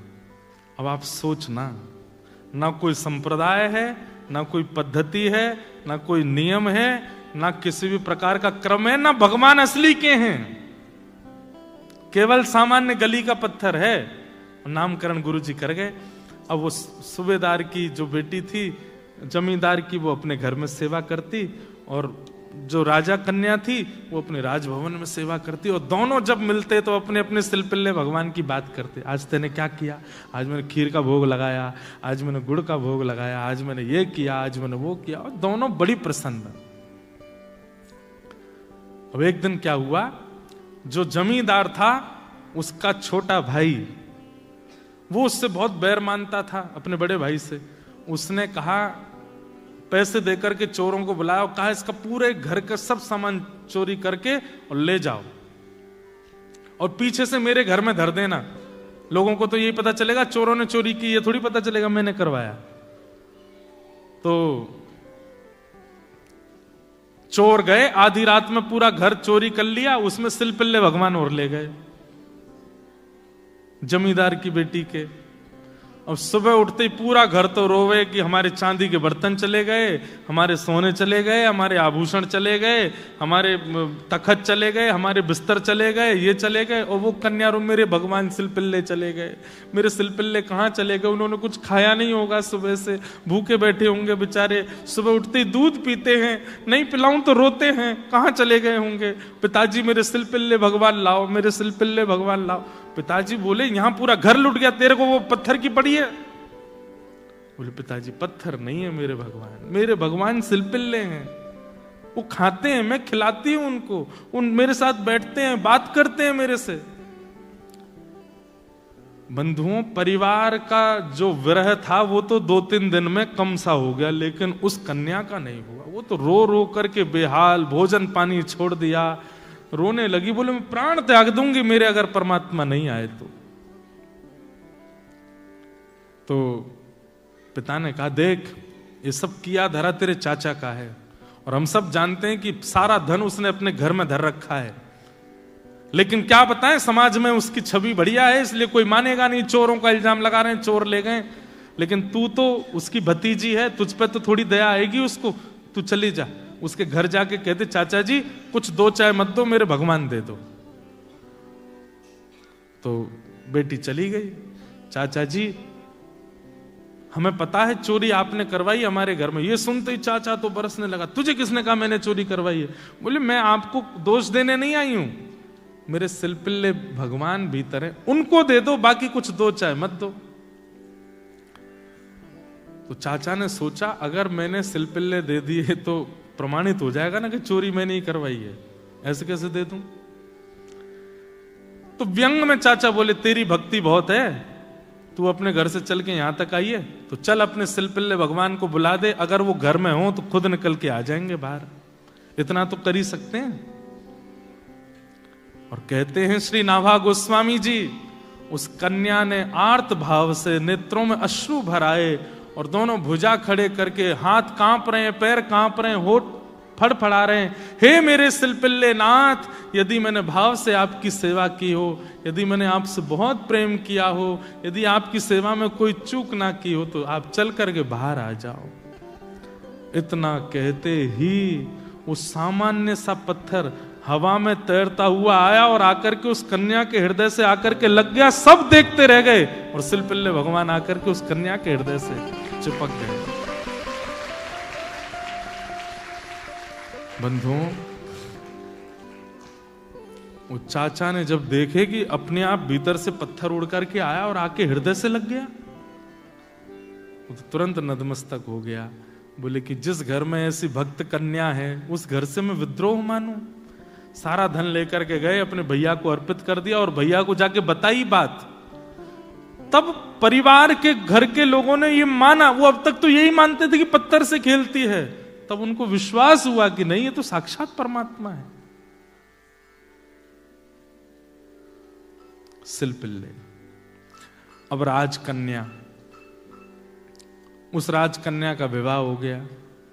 विवाह में उसने एक ही शर्त रखी कि मैं अपने सिलपिल्ले भगवान को लेके जाऊंगी। सिलपिल्ले नाम सुनते ही जिससे ब्याह हो रहा था राजकुमार, वो बहुत जोर से हंसा। तो उसी समय राजकन्या को खटक गया। वो बोले कि ब्याह तो करूंगी लेकिन इसके संग रहूंगी नहीं, मैं मेरे ठाकुर जी की हंसी उड़ा रहा है। ब्याह हो गया, पालकी में बैठ करके जा रही थी अपने ससुराल। तो बीच रास्ते में कहीं रुके सब लोग प्रसाद पाने के लिए, और वो कन्या अपनी पालकी में बैठी शिल्पल्ले भगवान से बात कर रही थी, भूख लगी है, कुछ खाओगे? अरे आज तो बहुत थक गए होंगे आप, अब मैं अभी पहुंच जाएंगे, फिर वहां बना करके खिलाऊंगी, रास्ते में नहीं खाते, झूठा कूटा हो गया होगा। ऐसे ऐसे बात कर रही थी। तो राजकुमार उसने सोचा सब लोग व्यस्त हैं, मैं जाके पालकी में बैठूं, थोड़ी देर बात तो करूं इससे, अभी तक मुझसे बात नहीं करी इसने। तो राजकुमार आया, आकर के पालकी में बैठा, बोले क्या बड़बड़ा रही थी तुम, किससे बात कर रही थी? तो अपने ठाकुर जी को ऐसे डलिया में, सुंदर पात्र में ठाकुर जी थे, हृदय, मेरे प्राणनाथ, मेरे जीवननाथ, मेरे सर्वस्व, मेरे प्राणाधार, मेरे जीवनधार शिल्पिल्ले। बोले सुन, तू कुछ भी बोला कर, ये प्राणनाथ मत बोला कर, तेरा प्राणनाथ मैं हूं। 7 फेरे होने के बाद जीवन भर तेरा प्राणनाथ मैं रहूंगा, ये पत्थर को प्राणनाथ मत बोला कर। ये सुनते ही राजकन्या तो पहले ही चिड़ी बैठी थी उससे। बोले तुम प्राणनाथ कैसे हो सकते हो? तुमको अपने प्राणों की पता है? तुमको अपने प्राणों का भरोसा है? कब चले जाएं? तुम मेरे प्राणों के नाथ बनोगे? अरे ये तो संसार समाज है, यहां विवाह करना पड़ता है कन्या को, तुमसे ब्याह कर लिया है मैंने, वास्तव में तो मेरे शिल्पिल्ले भगवान तुम पर कृपा करने के लिए जा रहे हैं, तुम मेरे प्राणनाथ नहीं हो सकते। संसार के लिए पति बन गए हो, पर मेरे पति, जगत पति तो मेरे शिल्पिल्ले भगवान है। ये सुनकर के राजकुमार को क्रोध आया, तुरंत शिल्पिल्ले भगवान जो उसके थे पत्थर उठा करके उस सरोवर में फेंक दिया। बोले ले, तेरे प्राणनाथ डूब गए नदी में, बुला ले अब ये सुनकर के तो वो राजकन्या रोने लगी। दौड़ करके अपने प्राण त्यागने के लिए जैसे ही जाने लगी, सबने रोक लिया, जो राजा थे, रानी, सबने उसको रोका, पकड़ा। वो चिल्ला चिल्ला करके कहे मेरे प्राण चले गए, अब मैं जीवित नहीं रह सकती, अब मैं जीवित नहीं रह पाऊंगी। यहां राजकुमार ने कहा उनमें प्राण हैं, वो तेरे प्राणों की रक्षा करते हैं, तूने इतना सब कुछ दिया उनके लिए, आज वो इतना नहीं कर सकते कि वो तुझसे दूर हो गए तो अपने आप तेरे पास आ जाएं? पुकार ले, अगर हैं भगवान तो आ जाएंगे। यहां पर राजकन्या ने भी उसी विश्वास के साथ, उसी भाव के साथ पुकारा, हे मेरे शिल्पिल्ले नाथ, यदि मैंने आपकी बड़े भाव से सेवा की हो तो मेरे पास आ जाओ। देखते ही देखते उस सरोवर में से अपने आप ठाकुर जी बाहर आए और आकर के उस राजकन्या के हृदय से लग गए, स्वीकार कर लिया। सब देखते रह गए। भाव के वश में है भगवान, भाव नहीं तो हर मंदिर में दीखत बस पाषाण, भाव होए तो जित देखूं तित प्रगट होए भगवान, भाव के वश में है भगवान। देखने वालों के लिए गंगा एक नदी भी हो सकती है, लेकिन मानने वालों के लिए वो मां है। देखने वालों के लिए केवल वो प्यास बुझाने वाली हो सकती है, पर मानने वालों के लिए वो मुक्तिदायिनी है। हमारा धर्म, हमारा सनातन मानने पर निर्भर करता है, विश्वास पर निर्भर करता है। यहां कई बातें लॉजिकल नहीं होती, और हर बात का एक बात सुनिएगा, ज्ञान को लॉजिकली बताया जा सकता है, वैराग्य को लॉजिकली प्रस्तुत किया जा सकता है, पर प्रेम का कोई लॉजिक नहीं होता। और जिस प्रेम में लॉजिक मांगा जाता हो वो प्रेम नहीं है। फिर हमारा भक्ति भाव प्रेम पर निर्भर करता है, और प्रेम विरह से पुष्ट होता है। वृत्रासुर ने भगवान से विरह मांगा। अंतिम श्लोक में वृत्रासुर कहते हैं कि ममत्तम श्लोक जनेषु सख्यम संसार चक्रे भ्रमतस्व कर्म भी तन्माययात्मात्म जदागरागे स्वासक्त चित्तस्य नाथ भूया।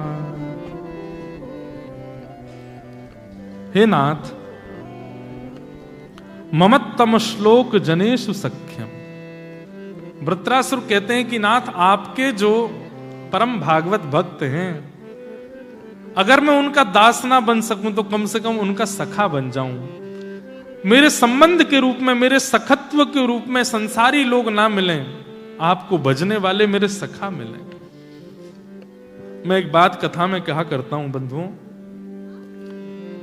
पत्नी वो श्रेष्ठ नहीं जो सुंदर है, पत्नी वो श्रेष्ठ नहीं जो आपकी बात मानती है, पत्नी वो श्रेष्ठ जो आपको ठाकुर जी के समीप ले जाती है।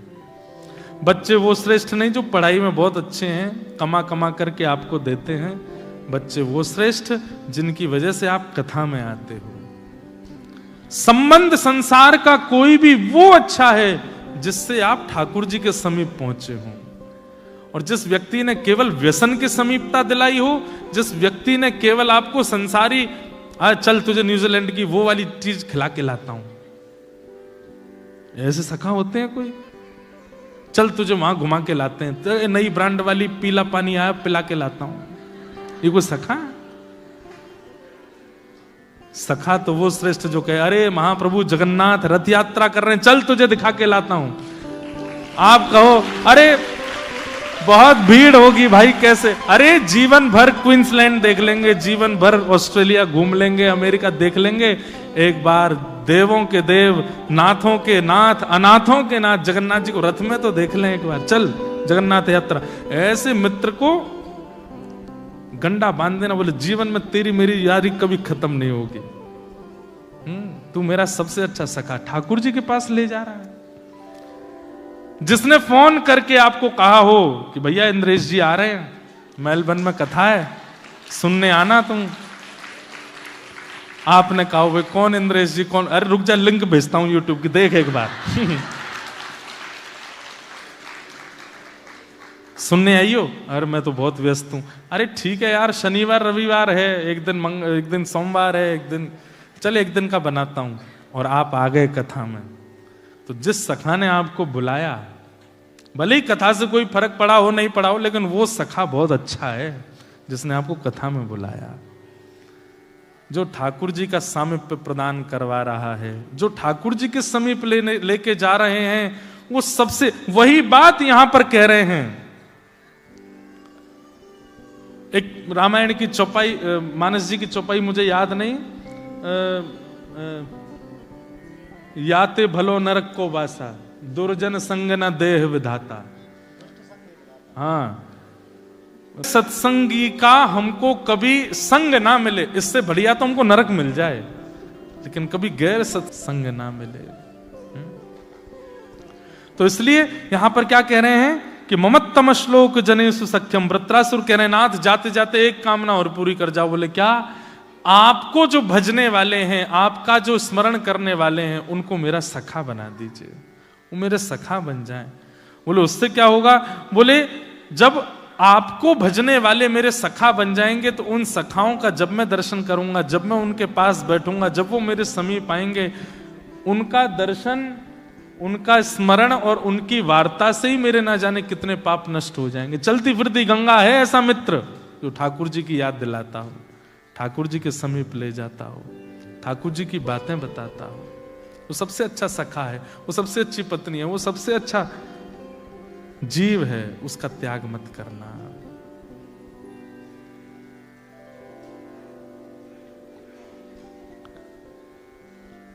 जिसकी कृपा से भगवत प्रीति बनी हो, ऐसे व्यक्ति को मेरे जीवन में सखा बना करके भेज दो।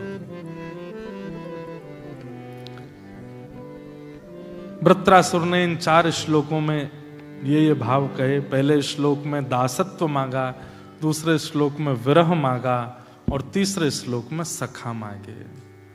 ये 3 जीवन में अगर आ जाएं तो वैष्णवता निश्चित रूप से आपके चित्त में व्यवस्थित हो जाएगी। ऐसे वृत्रासुर को हम बारंबार प्रणाम करते हैं। इन 3 सूत्रों को याद रखिएगा।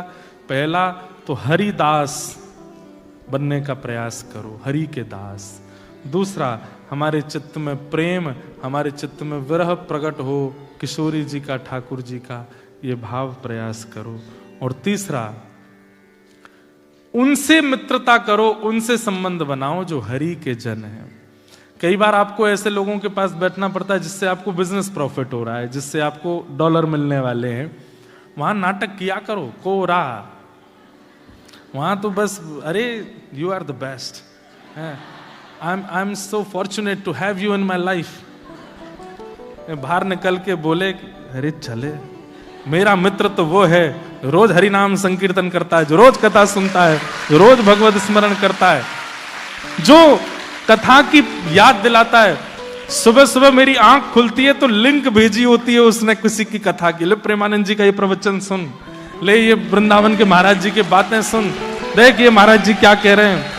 ऐसे ऐसे भाव भेजने वाले को व्हाट्सएप पे एक फीचर होता है जो बहुत फेवरेट हो तो उसके आगे स्टार लगा दो।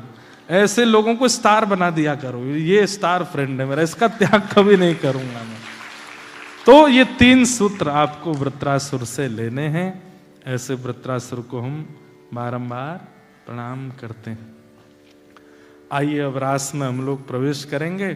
प्यारे गिरधर लाल जी विराजमान होंगे और आप सब लोग ये बड़ी वाली स्क्रीन इसी पे ही दर्शन कर लीजिएगा और अपने स्थान से हमारे लाल जी जिन्होंने नहीं देखे हों या देखे भी हैं सोशल मीडिया पे, इतने से ही हैं वो, छोटे से, तो इतने स्पष्ट दिखेंगे नहीं आपसे, इसलिए ज्यादा आगे आना नहीं, इसमें देख लेना, प्रयास करना है ऐसे ऐसे करके देख लेना, फोन से जूम करके देख लेना। छोटे से लाला हैं हमारे, अभी विराजमान हो रहे हैं। आप सब लोग तब तक रास की भूमिका में प्रवेश करो। राधा नाचे कृष्ण नाचे, नाचे गोपी जन, राधा नाचे नाचे गोपी जन, ओ राधा नाचे कृष्ण नाचे, नाचे गोपी जन, राधा नाचे कृष्ण नाचे, नाचे गोपी जन।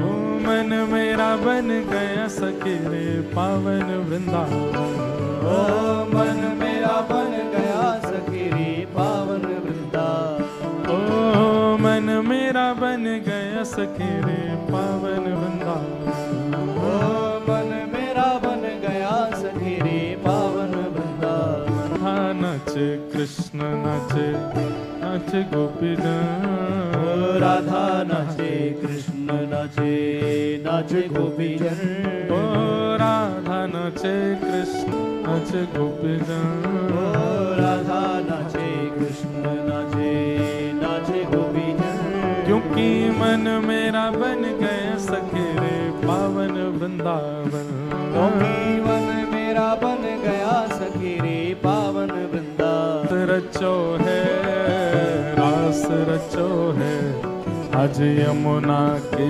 नारे महारास रचो है, ओ रास रचो है, रास रचो है, यमुना किनारे महारास रचो है, ओ रास रचो है, रास रचो है, आज यमुना के नारे महारास रचो है, ओ रास रचो है, रास रचो है, यमुना किनारे महारास रचो है। हे सूरज भी नाचे, चंदा नाचे, नाचे तारागण, सूरज भी नाचे, चंदा नाचे, नाचे तारागण, ब्रह्मा भी नाचे, शंकर नाचे, नाचे देवगण, ब्रह्मा भी नाचे, शंकर नाचे, नाचे देव। मन मेरा बन गया सखी रे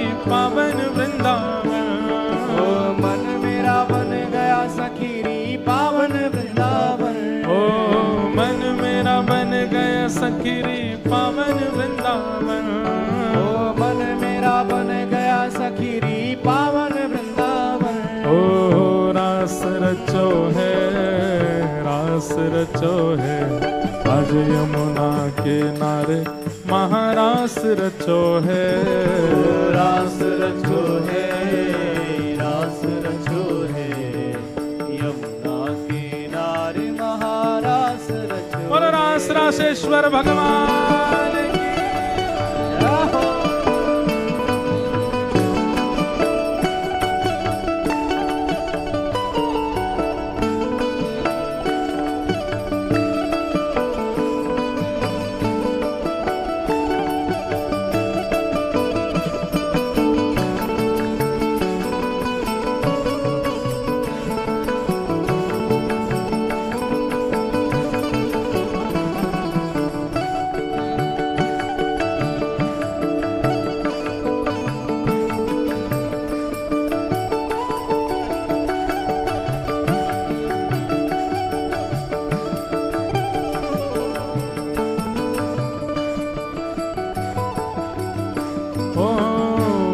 बंशी वट पे यमुना रास रचावे।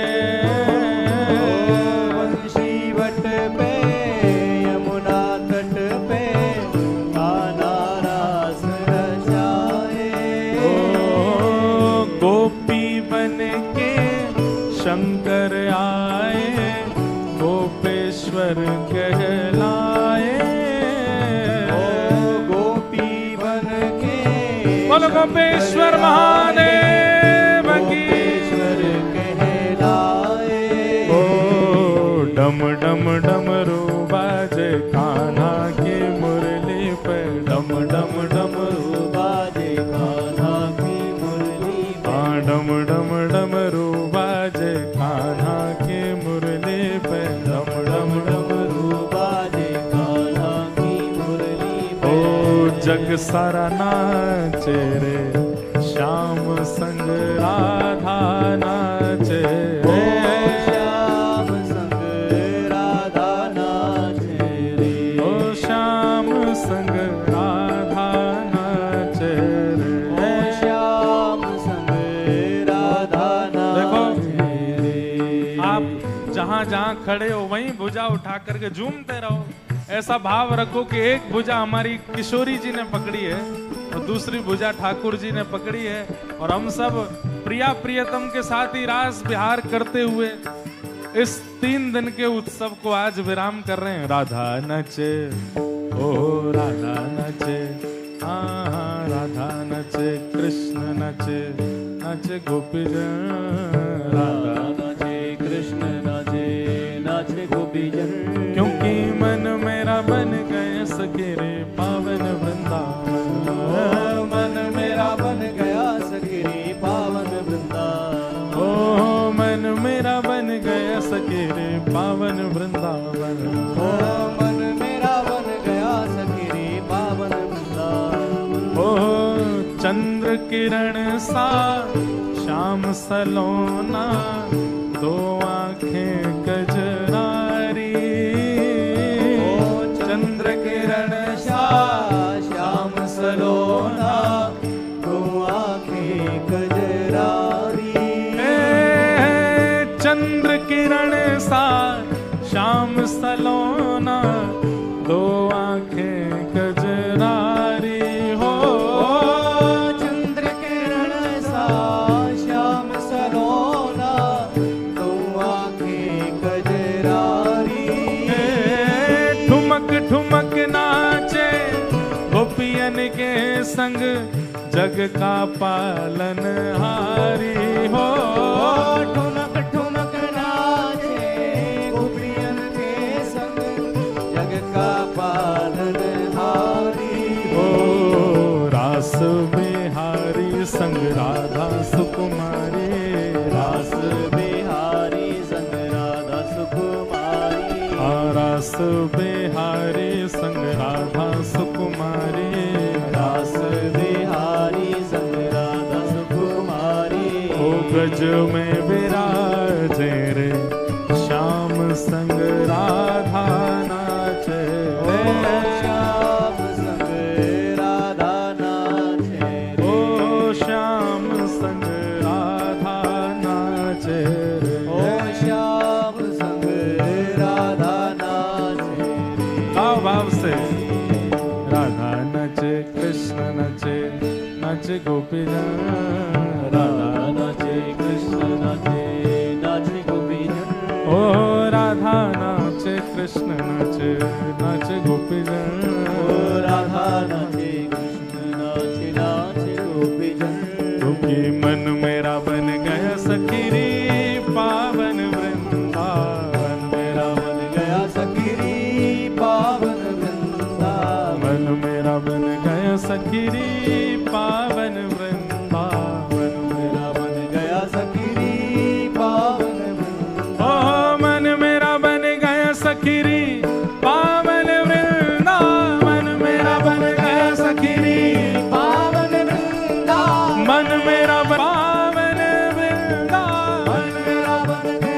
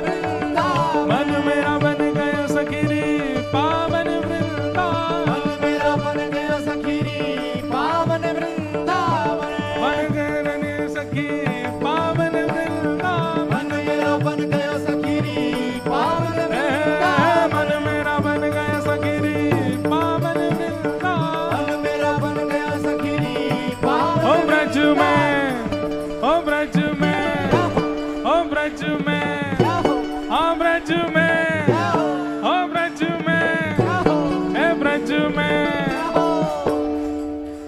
ऐसे नहीं, अगली लाइन आती होगी तो ही गाएंगे हम, भुजा उठा के। हो ब्रज में, हो ब्रज में, हो ब्रज में,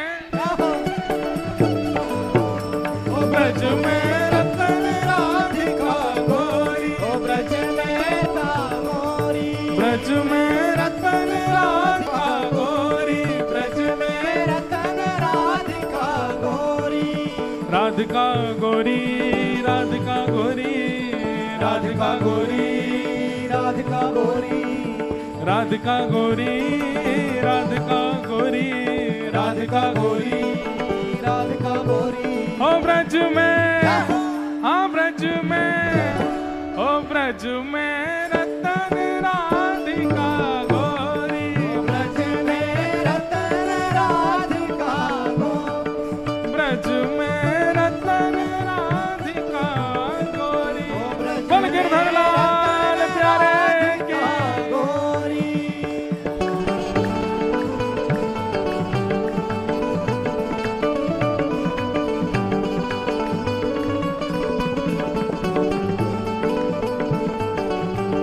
बोल गिरिराज धरण की, श्याम सुंदर श्री यमुने महारानी की, पूछरी के लौटा की, प्यारे।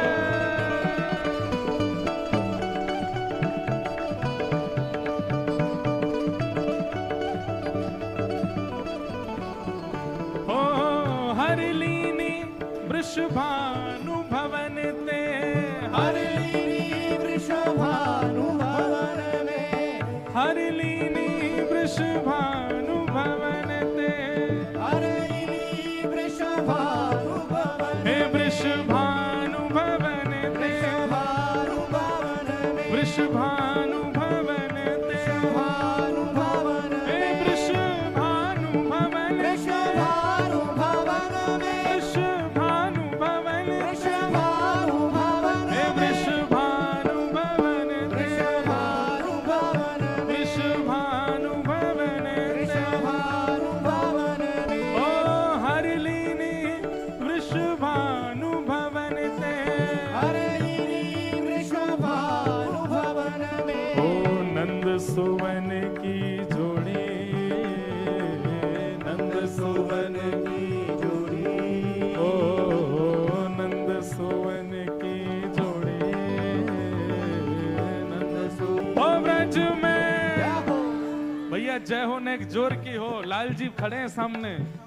हे ब्रज में, हो ब्रज में, हाँ ब्रज में रतन राधिका गोरी, ब्रज में रतन राधिका गोरी, ब्रज में रतन राधिका गोरी, ब्रज में रतन राधिका गोरी, ओ राधिका गोरी, राधिका गोरी, राधिका गोरी, राधिका गोरी, हे राधिका गोरी, राधिका भोरी, राधिका गोरी, राधिका गो।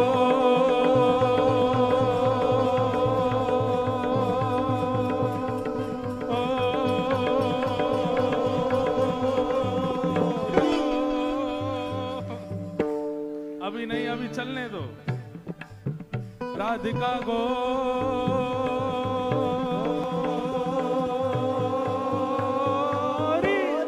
ब्रज में, हे ब्रज में, ओ ब्रज में,